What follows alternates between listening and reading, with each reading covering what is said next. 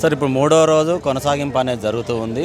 మీ RTC కార్మికులు కూడా ఆత్మాహుతికి పాల్పడుతూ ఉన్నారు. నిన్న శంకర్ గౌడ్ గారు కూడా అర్ధరాత్రి చనిపోవడం జరిగింది. ఈరోజు కూడా భూపాలపల్లి డిపోలో కూడా ఒక రవీందర్ గారు కూడా ఆత్మాహుతికి పాల్పడడం జరిగింది. అంటే ఈ గవర్నమెంట్ వీటి విషయంలో కూడా ముందుకు రాకపోవడాన్ని మీరు ఎట్లా చూస్తున్నారు, ఏం చేయబోతున్నారు సార్? వీళ్ళు ఆర్టీసీ సమ్మెని యూనియన్లు లేవు కదా అని చెప్పేసి చాలా లైట్ తీసుకున్నారు వీళ్ళు గవర్నమెంట్. కానీ మొన్న ఇందిరా పార్క్లో చిన్న ధర్నా కార్యక్రమం చేశాం. ఒక 1000 మంది అనుకున్నాం మేము, కానీ అక్కడికి 14,000 మంది వచ్చిర్రు. ఖాళీ వాట్సాప్లలో పెట్టడం వల్లనే అంతమంది వచ్చిండ్రు. ఈరోజు సమ్మెకి అందరూ ఖచ్చితంగా వాళ్ళు స్వచ్ఛందంగా వచ్చిర్రు. ఈడ నాయకత్వం పాత్ర లేనేలేదు. ఎందుకంటే హరాస్మెంట్ పెరిగిపోయింది, జీతాలు లేవు. 2017 జీతము, 2021 పే స్కేలు, 2025 పే స్కేలు. అదే కాకుండా విలీనం చేస్తా అని చెప్పి మేనిఫెస్టోలో పెట్టిండ్రు. మేము విలీనం చేయండి, ఏం ప్రాబ్లం, విలీనం చేయండి, లేకపోతే యూనియన్లు ఇవ్వండి. మాకు చిన్న చిన్న సమస్యల మీద కార్మికుల గురించి మేము మేనేజ్మెంట్తో మాట్లాడతాం. చిన్న చిన్న ఇష్యూస్ ఏదైనా డిపోల కేసుల విషయంలో కానీ యాక్సిడెంట్ల విషయంలో కానీ చేస్తాం. మేము చిన్న చిన్న పనిష్మెంట్లకు ఇంక్రిమెంట్లు తింటున్నారు. వాళ్ళకి మాట్లాడడానికి మాకు నాయకత్వం కావాలా. నాయకత్వం కావాలంటే పైనుంచి మాకు ఆర్డర్స్ రావాలా. అదేవిధంగా విలీనం మాకు డేట్ అపాయింట్మెంట్ చేయండి. గత ప్రభుత్వం ఒక స్టేజ్ వరకు తీసుకొచ్చింది, ఒక స్టేజ్ వరకు మీరు పూర్తి చేయండి. ఏం బాధ? టైం అడుగుతున్నారు కదా మంత్రి గారు, ఉన్నతాధికారులతో మేనిఫెస్టోలో పెట్టగానే 2 రోజుల లోపల మహిళా పథకం ఎట్లా ఇంప్లిమెంట్ చేసిరు మీరు? మరి ఇది 2.5 సంవత్సరాలు అవుతుంది. మరి 2.5 సంవత్సరాలకు మీకు లేదా? అంటే ఆర్టీసీలకు ఇవన్నీ ఎందుకు 28,000 కోట్ల రూపాయలు రైతులకు ఇచ్చిండ్రు? చచ్చిపోయిన మన మెట్రోని మీరు దత్తకు తీసుకున్నారు. మీరు ప్రతిదీ తీసుకొని చేస్తున్నారు. ఆర్టీసీలకు ఇవన్నీ ఏం ఏది? ఈరోజు మీ పథకమే కదా మేము నడిపిస్తున్నాము. మేము ఆడపిల్లలు ఒక్కొక్క బస్సులో 150 మంది జనాలను తీసుకొని తిరుగుతున్నారు. Free service free. మాకు 450 నెలకు మాకు 400 కోట్ల రూపాయలు మీరు ఈ సబ్సిడీ రూపంలో ఇవ్వాలా? మాకు అవి ఇవ్వండి.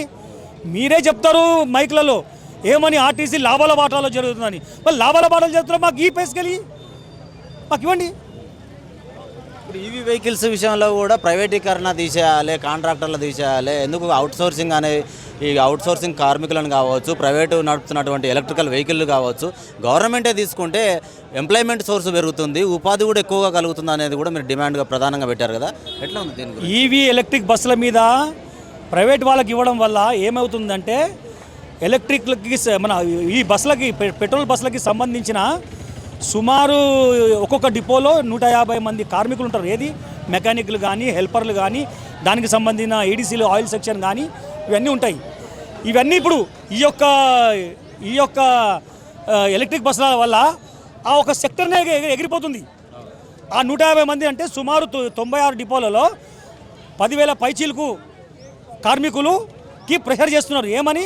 మీరు మెకానిక్ నుంచి కండక్టర్గా రండి, కరీంనగర్ పోండి, ఆదిలాబాద్ పోండి అని మా మీద వర్కర్ల మీద ప్రెషర్ చేయడం జరుగుతుంది. మేము ఏమంటున్నామంటే ఆ ఎలక్ట్రిక్ బస్సులు మేము నడిపలేమా? RTC driver నడిపలేరా? మనం ఆ బస్సులు కొనుక్కోలేమా?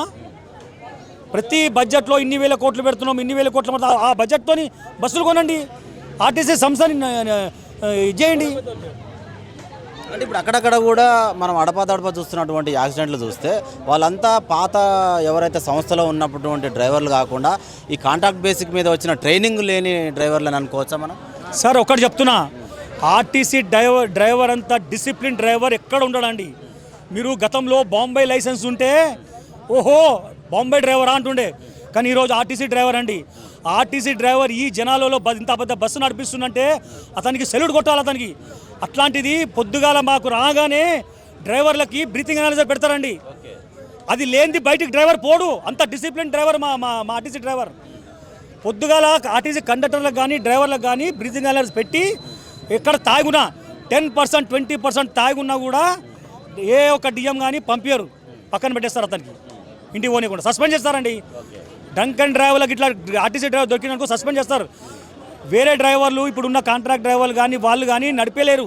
ఇంత పెద్ద బస్సు నడిపిస్తారు, ఈ 4 రోజులు నడిపిస్తారు. మా దగ్గర 32-35 ఏళ్ళలో కూడా ఇప్పటిదాకా చిన్న యాక్సిడెంట్ చేయని డ్రైవర్లు ఉన్నారు మా దగ్గర. బెస్ట్ అవార్డు విన్నర్ డ్రైవర్స్ ఉన్నారు మా దగ్గర. అలాంటి డ్రైవర్స్ ఉన్నారు.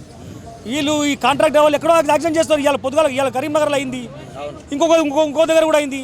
అవి పాత వీడియోలు కాదు, అది ప్రజెంట్ వీడియోలు. అవి ఈ జనాలలో నడిపేలేరు, వాళ్ళు నడిపించచ్చు, అదృష్టం బాగుంటే నడిపించచ్చు. జనాలు వాళ్ళ ప్రయాణికులు ఫలానా డ్రైవర్ బస్సు వస్తేనే ఎక్కాలని ఆలోచించే ప్యాసింజర్లు కూడా ఉన్నారు. అంత డ్రైవర్ది అంత మంచి పొజిషన్ ఉన్నది. అది అంటే మీ కార్మికులకు ఏం చెప్తారు? నిన్న శంకర్ గౌడ్ గారు కావచ్చు, ఈరోజు రవీంద్ర గారు కావచ్చు, ఇలా ఆత్మహత్యకి పాల్పడుతున్నారు, మనస్తాపం చెందుతున్నారు. ఏం చెప్తారు మీ కార్మికులకు? నేను కార్మికులు కూడా చెప్తున్నా, చచ్చిపోయి సాధించేది ఏం లేదు, కొట్లాడదాం. ఒక్క నెల జీతం పోయినా పర్లేదు, 2 నెలల జీతం పోయినా పర్లేదు. గతంలో 55 రోజులు సమ్మె చేసినాం. గత ప్రభుత్వానికి ముచ్చం టేబుల్ పట్టించినాం మేము. ఈ ఈ ఈ ప్రభుత్వానికి కూడా మేము ఇది చెప్తున్నాం. మేము రేపు చచ్చిపోయేది ఇవాళ చచ్చిపోయిన రెడీ ఉన్నాం. మేము రేపు చచ్చిపోయేది ఎట్లా ఈ ప్రైవేటీకరణ వల్ల రేపు మా ఉద్యోగాలు ఇదైతాయి, అదేదో ఇప్పుడే చేస్తాం. ఇప్పుడు మీరు 3 డిమాండ్లను కోరుతున్నారు. ఏదైతే యూనియన్లు ఉందో, పీఆర్సీ ఉందో, విలీనం ఉందో. ఒకవేళ విలీనానికి ఒక 2-3 రోజులు టైం తీసుకున్నా కూడా మీకు యూనియన్ల విషయంలో, పీఆర్సీ విషయంలో ఎమ్మటి అమలు చేస్తే రేపు డ్యూటీ ఎక్కే అవకాశం ఉందా? మాకు హామీ ఇవ్వాలండి.